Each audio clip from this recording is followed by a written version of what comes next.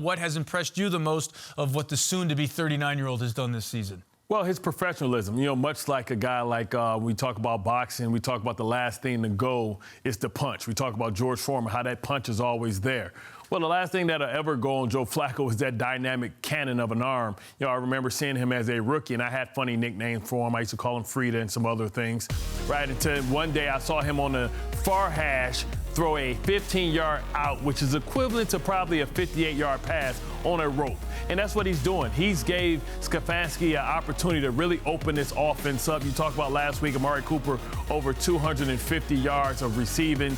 Joe Flacco's thrown for over 300 yards since he's been back, and it's super impressive. But Joe Flacco is a guy that you can trust, and if you can protect him, he can make all the throws. And the Jets are going to have their hands full because he's feeling good and riding high. And Bill Callahan is one of the best offensive line coaches in all of football. We know that firsthand coming from here. But he is willing to take chances, almost sort of that old gunslinger kind of mode. So how can the Jets maybe force some plays and get to the ball and force some turnovers? Well, there are going to be opportunities, right? And like like our old grandparents, right? They are who they are, and they don't apologize for it. And, he's going to give you the old Terminator, the old fastball. If you can hit it, you can rename it. He's going to put the ball out there. And, what really Stefanski's been doing is these half boots where Joe Flacco can kind of half roll out, not get outside the tackles because he's not fleet of foot, and he's been able to air the ball out 60 yards. Well, why do I say 60, 50 yards? Why is that important, Bart? Because if you can identify the one-on-one